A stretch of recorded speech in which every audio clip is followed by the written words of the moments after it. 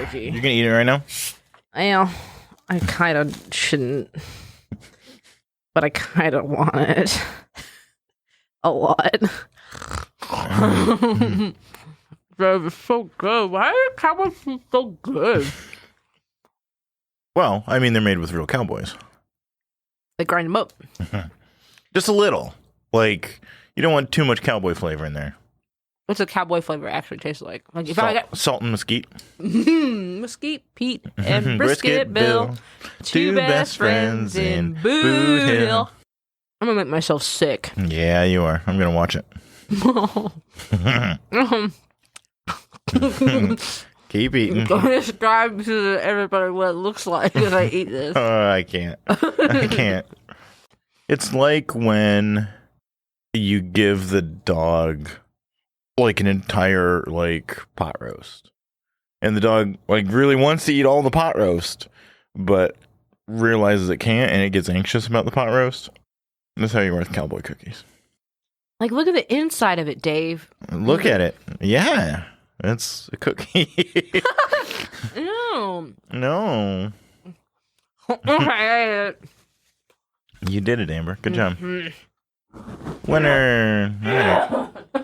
That was me scooting in. Now to lean back. Welcome to Nap Time with Amber and Dave. Choking on this cowboy cookie. Welcome to Emphysema Nap Time with Amber and Dave. Hey, kids. Shut the lights out. Actually, you should shut the lights out. I'm most tired. I am tired. Fuck. I got cookie all up in this. Your entire lungs are filled with cowboy cookie. No, when I eat the cowboy cookie, I like chew it, but then I spread it with my tongue all around my mouth, just like up along my gums, every tooth, every crevice. I get all the cookie in every possible space there is inside my mouth. That's delightful. No wonder you have cavities. I have all fillings, no new cavities that I know of. That's it. You have all fillings. You have no natural teeth left. I blame the cowboy cookie. Mm-hmm. I blame cowboys. It's not me. It's the cowboy. Mm-hmm. This is gold. I'm keeping all of it. You better. This is dumb. We haven't even started yet. Yeah, this is the greatest opening we've had so far. Hey, Dave. Hey, Amber. How are you? I'm good now that my belly is full of cookies. Yeah, your belly is full of cookies and tacos. The triple-double, as we call it. The triple-double. 3 tacos, 2 cookies. Hell yeah.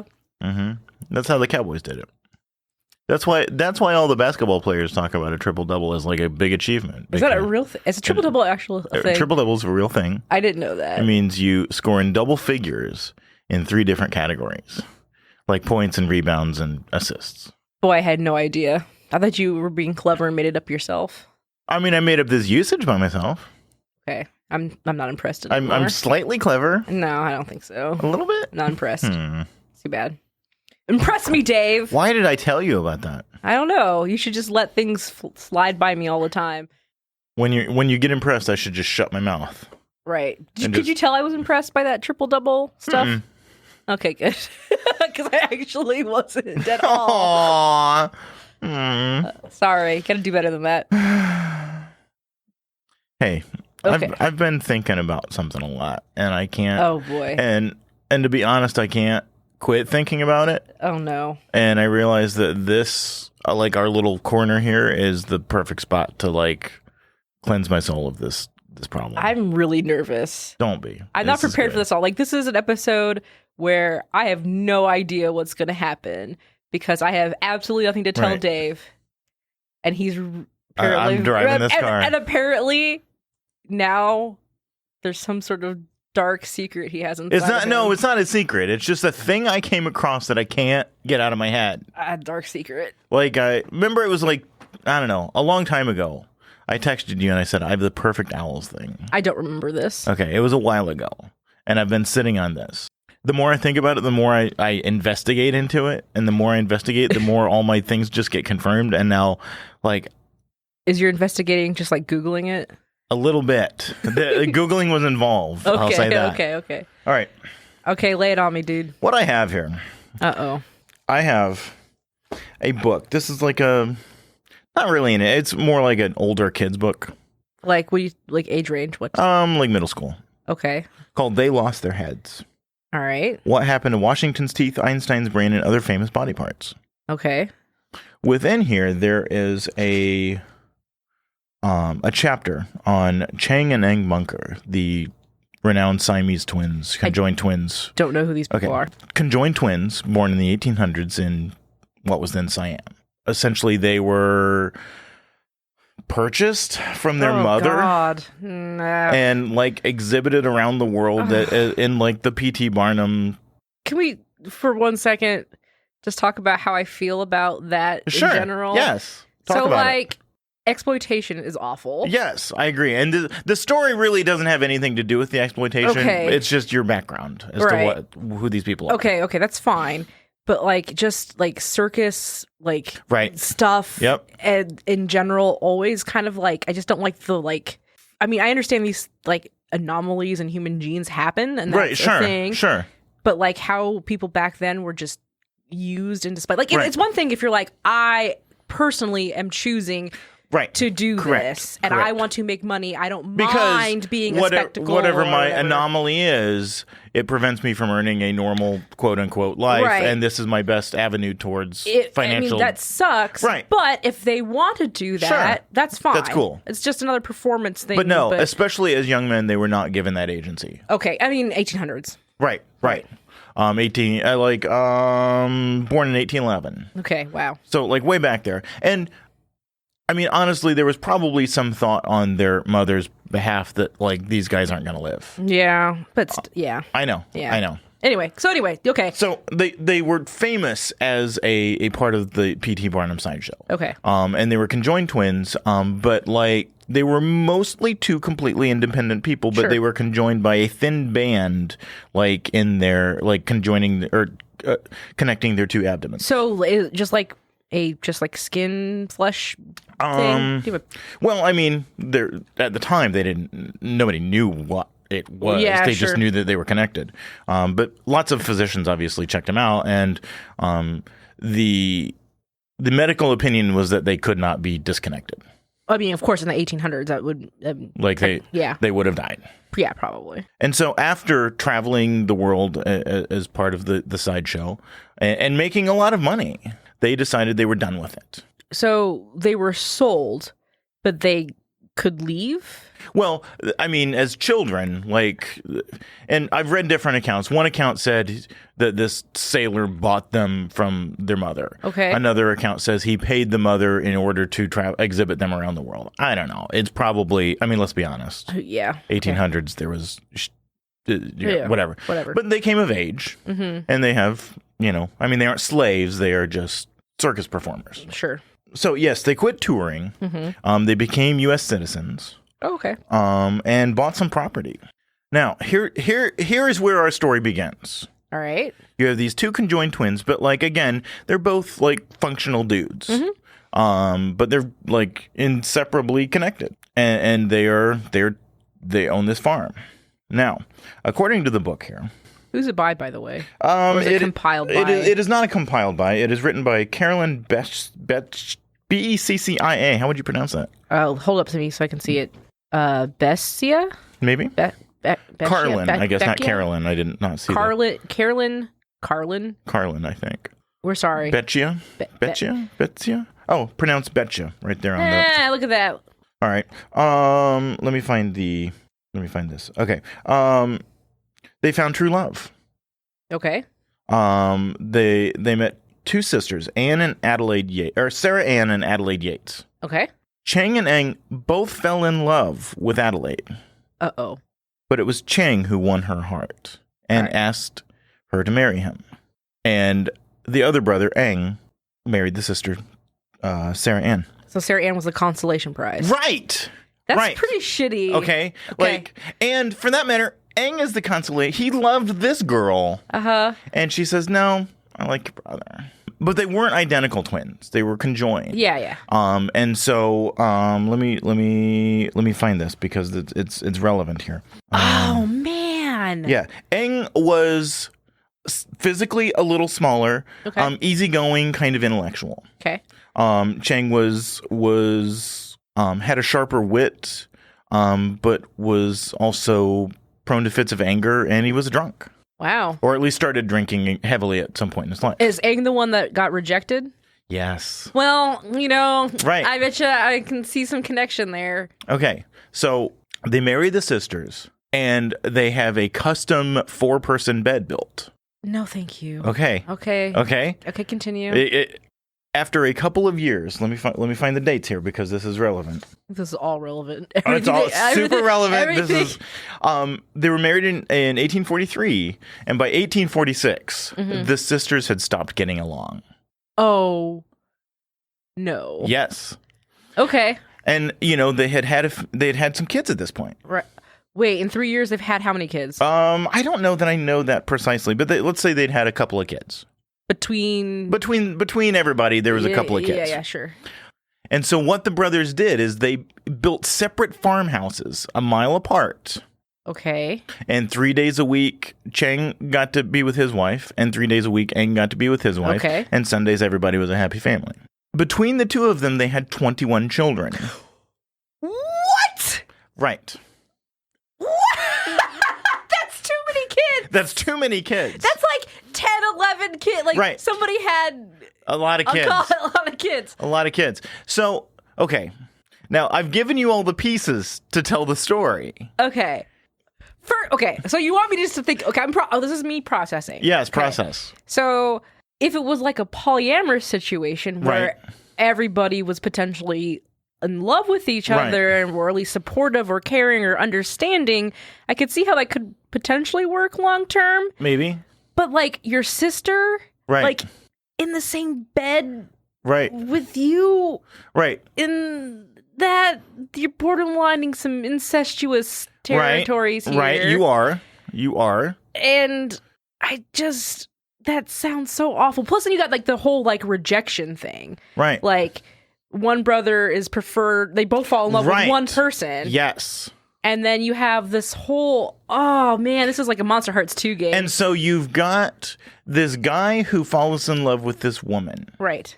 Who then the woman marries your brother. But you have to be present for their marriage, for every date they go on, every time they have sex, you are there. There, yeah. You can't even turn your back. No. You don't have iPods. There's no headphones. You're there. You're really, really present. Every time. I like that they came up with the solution of the houses on like a mile apart from each other. That's like a good compromise. Okay, but you're still like the guy who fell in love originally with this person. Right. And you have to be present to watch your brother be loving with this woman that you had once also loved. Also, I would hate to be the sister in this situation, too. Right. Because you are clearly the consolation prize. Yeah. And you can understand why in a big bed of 4, why there's some resentment there. Yeah. Like, maybe they're all romping around and she's like, hey, wait a minute, you just grabbed her tit. Like, come on. Oh, no. Like, you know that happened. Yeah, well. You know it happened. Oh, man. Because they were conjoined in a way that, like, they couldn't be back to back. Right, because they couldn't like, twist. they were closer to face. They could, I mean, there was a little bend there, Wait, but, like. I haven't seen actually how they were conjoined. Do you have a picture? Yes. Okay, so. Oh, yeah, I remember them. I've seen their picture before. Yeah, yeah, they are definitely more facing towards each other. Right. Like, kind of like inwards and not like outwards. Yeah, that would be not a great situation. And then because if you're okay, I don't want to. I feel bad about speculating because we shouldn't really, but like no, we should speculate. That's what we're here for. But okay, so you're the other sister, right? Which one? The original? No, the consolation sister. Okay, so we got whose name was officially Sarah. Sarah. Yes. So Adelaide was Adelaide was the first girl. Sarah's the second girl. So you're Sarah, and you're trying to make this work. Yeah. And every time you try to have a moment with your husband, his loudmouth drunk brother is right there. Yeah. And if you think that that it was awkward for the other sister, that had to be hard too. Yeah. Like, he's probably like heckling and shit. Well, it's not even just like the logistics of like bedroom sharing and stuff, but just like everyday day-to-day stuff. Like I can't imagine not as a person who loves my own personal space. Right. It's really difficult to imagine never being. I mean, I guess if you were born that way, right. You couldn't have, imagine it otherwise, right? Yeah, but if they're the two people coming into this situation, right. You have to have the personality type that would be able to handle just constantly being in present with people, right? Because you're going to be, and then you got 21 fucking children, right? That's a lot of kids. That's a lot of kids, and like I say, there's just a lot of questions. I mean, there's not really a lot of questions there, though. When you think about it, the whole thing becomes crystal clear, except that at some point the sisters just had to be super comfortable with the other brother. So did they stay married their entire lives? Yes. To that? Oh, yes. wow. Yes. That's dedication. Married. I mean, back then, I don't know. I mean, you just kind of waited for someone to die. I mean, I don't know. So what's their background? Like, were they just in North Carolina? Yeah, they were local sisters. Gotcha. Yep. Huh. Well. Yep. And so they had 21 kids. In fact, those children, the descendants of those children, still have a family reunion every year. Yeah. Okay. Cool. And according to this book, at least, there's over 1,500 descendants. 1,500? Yeah. I mean, I guess if you have 21 kids times... And then it's 150 years, yeah. Yeah. But they get together for the family reunion. They have T-shirts that say, "Our family sticks together." You get it? Yeah. That's pretty good. Yeah. So this has been in your head for yes. months and months and months. Yes. Why? Why specifically? Because the whole discomfort, emotional discomfort that had to occur in that whole situation. It's hard for you to imagine, hard to fathom. Yeah. I mean, it's hard for me to fathom, but also it's just kind of cringy. Like a soap opera thing. Yeah, I mean, because because they really had these different personalities. Yeah. There are times the brothers didn't get along. Mm-hmm, mm-hmm. But there were also obviously times the sisters didn't get along. Right. And inevitably there were times that the respective brother-in-law, sister-in-laws had conflict. Yeah. You know what I mean? There would have just had to been that conflict. And so that's just a lot of drama and a lot of conflict. And you've got all this sexual discomfort because you're obviously having a lot of sex. Or they just had sex 21 times. No. I mean, let's be honest. All right. Let's be honest. Well, I wonder if it's one of those situations too. It's were the sisters the only ones willing to be with these people, be with them? Well, because I don't know. I that's awful to think about and say, but I'm just no. It would take. Like I said, a certain kind of person, right, to be okay with that. Which at that point in time would have been very atypical, I guess, with the societal mores and stuff. Yeah. I mean, this was North Carolina, so that was they were pretty. It was in a fairly small community in North Carolina, so there would have been a lot of I mean, this article I have here, and this is according to. Let me find it here. This is from the Dictionary of North Carolina Biography. When it became apparent that a romantic relationship was developing among them, the community was outraged. Oh, really? I mean, as they would be. I mean, not only were they foreigners, which would have been a thing in antebellum North Carolina. Yeah. But the whole twin thing and the two sisters. Sure. Oh yeah. That's sad. I mean, it is, but apparently it worked out, right? I mean, if they had 21 children all between them and stayed married until they died. Yeah. When did they die? Or are they still alive? They're still alive. No, I can find the date. They're vampires now? They're not, actually. Damn it. I mean, that'd be pretty cool. I want to be a vampire. No, you do not. Yeah, I do. They died at 62, which would have been 1873. Okay. Chang, the drunkard, mm-hmm. he had a stroke. From then on, Aang was forced to use a leather strap to hold Chang up like a puppet. Oh no! Yeah. Oh yeah. That's gonna suck. Wait, Yes. hold on one second. It's gonna suck because of like you have somebody who's connected to you, and their like health and demeanor is going to affect your health and demeanor. Like, I would be so pissed off if my conjoined twin was just smoking and drinking and picking fights and being angry. Right. Because it puts me in danger. And it says Chang was considerably the larger and stronger of the two. Oh, man. So, yeah.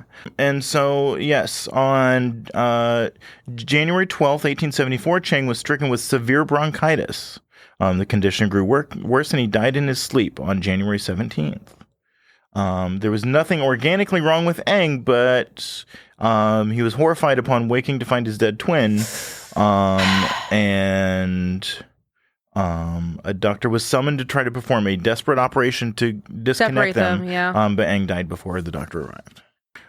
The autopsy, which is the reason they're in the book, revealed that the connective band between them actually had liver tissue. There was some liver tissue in that band. So they would have never, back then, they would have never survived that operation. They would have bled out. Wow. So how horrible would that be? I know, to wake up next to your deceased yes, brother. Horrible for sure, but I mean, because then it's almost like knowing that they're gonna have to do this procedure on me, right? And I'm going to die. Well, I mean, I think he probably, because he'd been told multiple times in his life, we can't separate you. You're going to, it would kill you to be separated from your brother, and he wakes up and realizes the brother's dead. It's like, that's a death sentence. Gosh. But I mean, at that time, like, a lot of things were a death sentence. Yeah. You know what I mean? Without antibiotics and medicine and, there were a lot of times, I imagine, you got in a situation where you realize, yeah, this is going to kill me. It's going to take its time, but it's going to kill me. Related, but kind of not, I read, doing my master's program, there was a book that we read, and it was talking about different approaches of, like, how to get your ideas across effectively. Right. Because not only when you are an inventor or somebody who's come up with a new concept, not only are you to be a designer, but you also have to be really good with people too to get your point across. Right. I remember there was a doctor who had discovered that washing your hands stopped people from getting infections and dying. But because of how he was, like, demeanor-wise, nobody adopted that practice because he kept, like, forcing it into the community and forcing it into like papers and stuff. Yeah. And it just never, like, got picked up. But then, like, years later, after all of it, and he died or something. Yeah, sure. Then somebody else was like, hey, we should try washing our hands before we operate. Oh my God, what a great idea. Why hasn't everybody ever thought of that? And like just the way how he presented it and just like said, come to watch how I do things and watch this and like how he was. But I wonder when that was. I'm not going to look it up, but in 1 month we will know the answers to these questions. Because somebody will tell me. If they don't, I will. Okay, you're going to look it up. But yeah, there are, history's full of weird stories like that. Yeah. Of stuff that could have changed the world and didn't, or happy accidents or whatever. Yeah. Yeah, who knew? Washing hands. Yeah. Making sure you don't have dirty, meaty paws when you go. Right. You don't wipe your butt and then go put your hand on somebody's heart. Right. What brought me to that book was the story of Phineas Gage. Oh, yeah, the guy with the thing in his head? Yeah, the guy with the thing in his head. Change his personality? Yeah. But that also occurred before any of, germ theory. Right. And so, to make sure the guy wasn't, bullshitting him, the doctor actually, put his hands through his head and, touched fingers. Oh! And, he's like, yep, you got a hole through your head. And it's That's awful. Well, yeah, it's awful. But that undoubtedly led to a lot of infection. Well, yeah. Because the actual explosion that caused the injury for Gage likely didn't. It was moving so quickly it probably didn't lead to a lot of infection. Right. But yeah, the doctor literally poking his fucking finger in through his brain, yeah, that might have done it. So he could have been fine. He wouldn't have been fine. He could have been okay for a while. No. For a little bit. No. He recovered from the infection and he was okay. Yeah. The infection didn't kill him. But he would have been in trouble. This is the guy that had a rod through his head, right? Okay, I'm making sure I'm Yep. He was a real road worker. He was tamping gunpowder into a hole for blasting. The thing went off, literally shot the tamping rod through his jaw and up through the top of his head and out, like 20 feet away. But I thought it stayed in his head. No, it did not. It went straight through. Straight through, yep. So he healed and he recovered from that. Right. And then his personality changed. His personality did a There's a lot change. of things that I like that are very strange to me, like body stuff. Yeah, like how things happen. You would actually kind of dig this book, actually. I probably should check it out. But it's, in the case of Gage, it was the first time anybody had ever sustained that kind of injury and lived. Right. And so, like, it was really the first time that, like, because, like, psychology wasn't really a thing at that point. And it was the first time people were able to, like, equate your brain with your personality. Right. Yeah. Interesting. Really cool. So Phineas didn't get his head shot through. We might not have known. Yeah. I mean, they would eventually figure it out. But... There's something that I recently was talking about, because you know how I always talk about switching minds, and like if you got into my body, how you would probably drop to the floor and because you're experiencing a different pain. Right. You really talk about switching minds a little too much for my comfort. It seems like you're really like stuck on this idea. Well, I just like experiencing things. Not like I would necessarily want to be in your body, Dave. No, thank you. No, it's not a pleasant place, really. But I'm just saying, like we're so used to carrying our own like weight and pain and experience around, and we're used to it. We're numb to it, so to speak. If somebody else's consciousness entered my brain and then was getting fed all this information about my muscles and stuff, right, would you just like crumble and die from pain just because you're not used to it? You're not used to experiencing it. I kind of disagree with your theory. Okay, but I just I'm humoring you. Yes, humor me a little bit. I don't mean to say humor you. That sounds like patronizing, and it isn't. Whatever. But I patronize me, Dave. I think you have a valid argument. Okay. I don't know that I agree with it. So a thing that I can't remember where I read this, and I could be completely wrong, but I learned that, you know how we have muscle memory and stuff? Mm-hmm. Well, organs have memory as well. Mm-hmm. And so I read somewhere once where this man had a heart transplant, and the heart was from like a 16-year-old, 17-year-old girl. And like beforehand, I don't know if this is right, he had like never like enjoyed ice cream or like didn't really care for it. But when he got the heart or whatever, he started craving it, and it was because like this girl ate tons of ice cream or something. I could be making this up. I don't know. Is this a Hallmark movie? I don't know. My daughter lives on in the 45-year-old man she saved. Yes. I don't know. But isn't that interesting though? Because like I wonder about that kind of stuff. Like my stomach is used to eating certain things, or like triple double. Yeah, triple double. Look at those cowboy cookies. Yep. It's crazy them cowboy cookies. Yep. You need them to live. I do. So if I died, if I died, I gave up my organs for donation. Right. And I was desperately for a stomach. For a stomach transplant. And because those exist. Yes, those exist. Yeah, it happens every day. Every day. Uh-huh. And you get mine, would you just automatically be like, God, I need more cowboy cookies? I mean, I know you already like them, but like... I mean, I do like them. I mean, that's probably not a great scenario because, like, okay, I would eat them anyway. What's a food that I like that you don't like? Like, what were those seaweed papers you had? Okay, yeah. Seaweed rolling papers. Okay, yes. The seaweed snacks that I eat. Yeah. Shut up. I do not... I'm going to call them that from now on. My seaweed rolling papers. Oh my gosh, yeah. So like all of a sudden you started craving fucking seaweed. God, I would be so mad at you. I would be so mad at you because why? Like I've got your stomach, but not my tongue. Yeah, but I've still got my tongue, and it tastes like ass, like salty ass. And my stomach's like, eat them, eat more of them. Like licking like licking a mermaid's butthole. Yes, that's exactly what it is. That's my house, mermaid butthole. Which is I don't know. Whatever. We're off a little bit. Yeah, we may have gotten into the weeds just a skosh. It's all right. It's whatever. That's what Allison to Athens is about. All right. Did you have more from that book, or was that just the only thing? That was the thing that I needed to get off my chest. Can I see that book real quick? Yes, you can see that book real quick. That's a good story. It's just a good story. I like it. They should make a Lifetime movie out of it. They should make a Lifetime movie out of it. Or there should be. I could be one of the children. Yeah. Ma! I don't know what to say after that. That's my two lines. You're like a 3-year-old. Ma! Even though I'm a 30-year-old woman wearing bib overalls. Actually, I own bib overalls, so it's not far off. Absolutely. What would you play in this movie? I don't want to be in this movie. You want to be a donkey? Can I just be in the circus?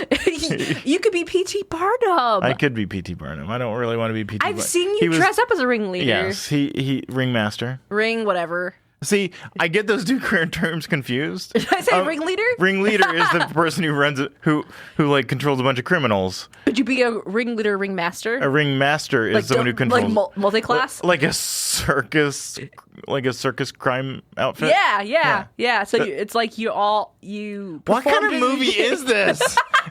A great one that I would watch. While I eat cowboy cookies. It's become the Lord of the Rings. It's like How's the Lord of the Rings? It's sprawled all over the place. We got the story of the brothers, and like 20 years after they left the circus, and their 30-year-old, 3-year-old. And then we have Ocean's 11. And then we got Ocean's 11 in the circus in the 1800s.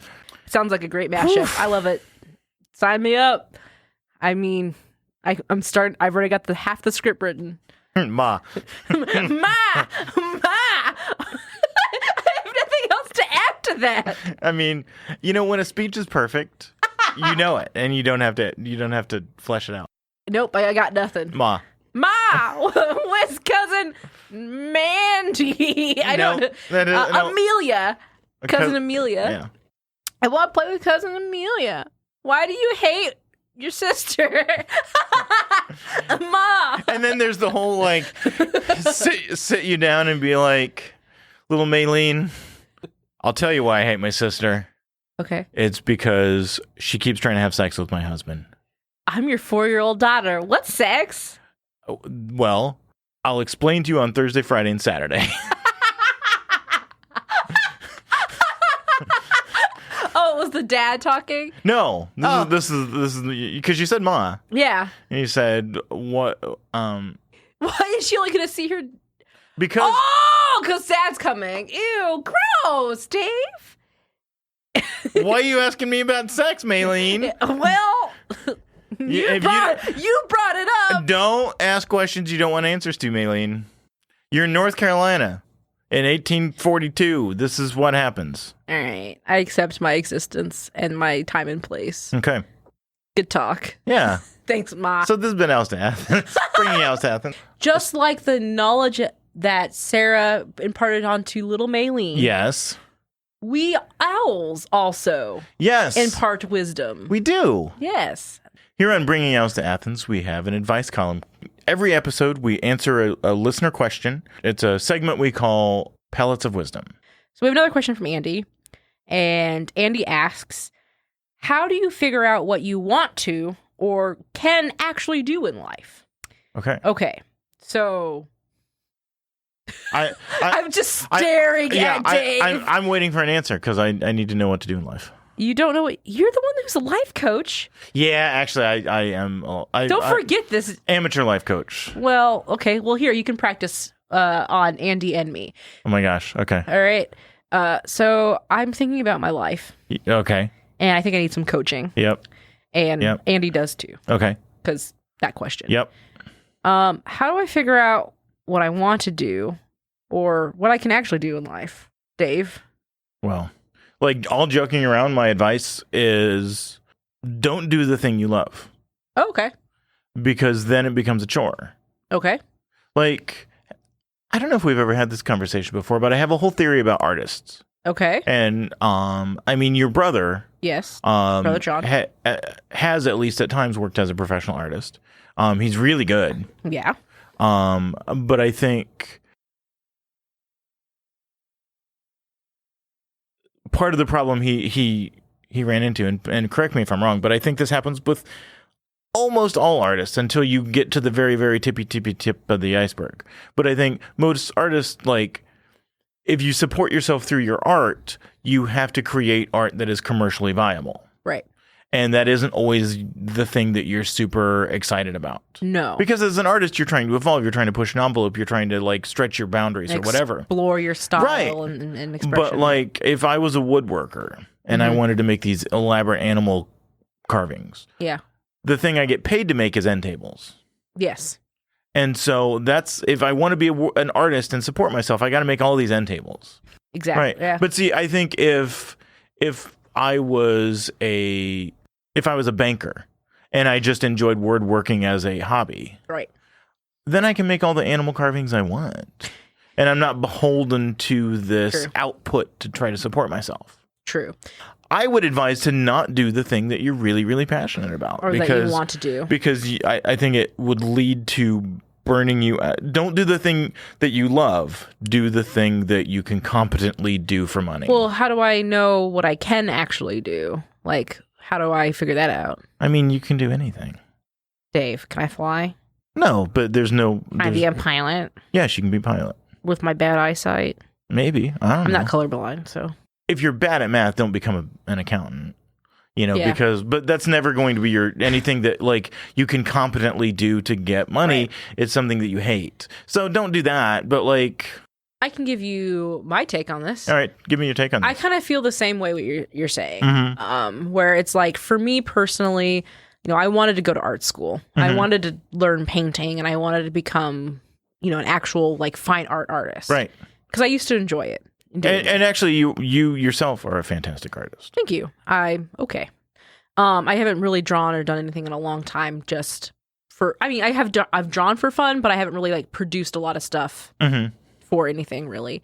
But I knew that I liked art, and I knew I wanted to do art, but I knew that it was going to be a hard way to make consistent money, like just on art alone. Because, like you said, it's like, you may be a fine woodworker, but if nobody, like, knows who you are or, like, you know, stands out or anything, like, no one's gonna buy your shit. Right. Even if it's beautiful and even if it's, like, awesome. Because you have to market yourself, you have to put yourself out there, and that takes a lot of work and energy. And even if you are, like, there aren't that many, like, people need more end tables than they do fine art. You know what I mean? Like, So anyway, the same with me. It's like I realize that, like, I'm artistically inclined. I have a good eye for design.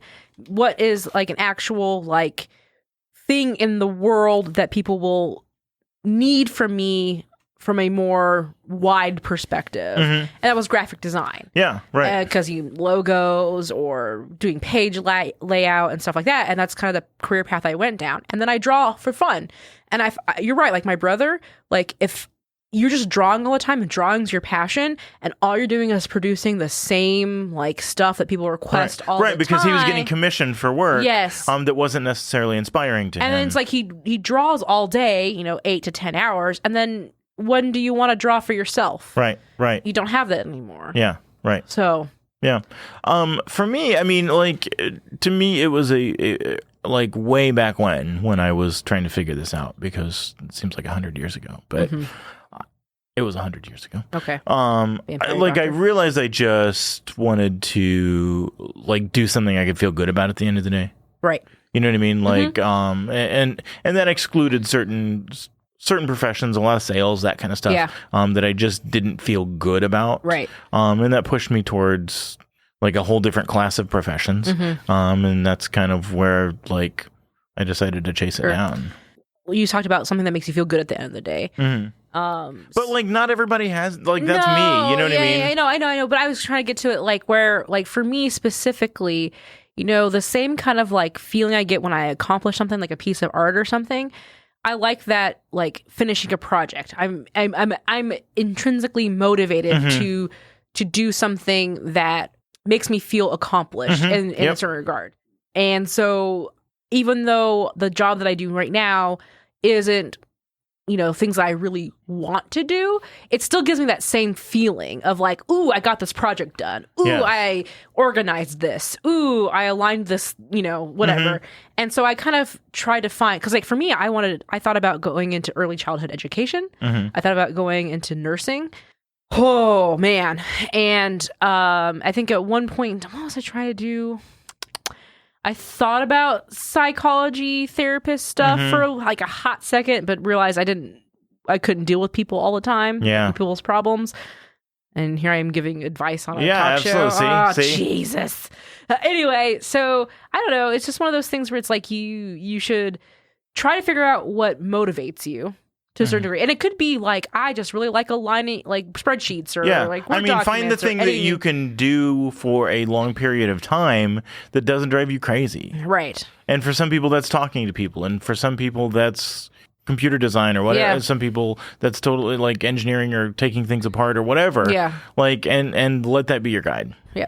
That's my advice. That's my advice too. Good luck. Yeah. Did we just I think do a legit one? Yeah, no, it feels weird. That feels weird. Like, I'm not sure I liked that. Like, but I don't know. Well, sometimes we got to be real. Like, what's that feeling that I'm feeling that's the opposite of sarcasm? Genuineness? Earnestness? No, we weren't being very earnest. Genuine. Sincere? Sincerity. Sincerity. It feels weird. It's like I've got a cowboy cookie, but in my heart. I was going to do the same thing. But except, like, it's like I got a lot of cowboy cookies, and they're just falling, like, just welling up inside of my chest. Yeah. I don't like that. Feels bad. It doesn't feel bad. No. It feels weird. It feels weird. It feels weird. Like, you know how the cowboy cookie's kind of bumpily? Yes. It's bumpily and crumbly and goopy. So here's a legit question. Okay. Are we going to have a contest for our listeners that one listener who emails us at owls@geekspective.com over the next 2 weeks before our next episode comes out, are we going to mail a cowboy cookie to one listener? I cannot stop you from mailing anything to anybody. So, well, clearly, once I leave the clearly studio, you're not a federal agent. So, no, and once I leave the studio, I completely forget about your existence. Yes. So it's fine. Yes, I like this plan. All right. Because, I mean, this has been a very cowboy cookie-based episode. And, we're talking about how bumpily they are and how good they are. But, nobody knows about cowboy cookies. It's a big world out there. There's a big world out there. And so we could do this. We could literally through the U.S. or international mail. Are you seriously going to internationally mail a crumbly, gooey, warm, delicious, sincerest, warm, heartfelt cookie to a listener? I will. Oh, okay. Yeah. Well, I've discovered sincerity, Amber. I don't like you anymore. Aw, I'm a good person. I don't like that. I don't like Good Dave. Aw. Good Dave's a schmuck. Aw. Well, you know who does like me? Dave. Well, I like myself, Amber. Is that enough? Yes, and it is enough. So this has been Bringing Owls to Athens. Yeah. I'm your very genuine and sincere host, Dave. I'm your very jaded and cynical host, Amber. Thank you for listening. And we very truly appreciate your support. And we hope that you continue to listen.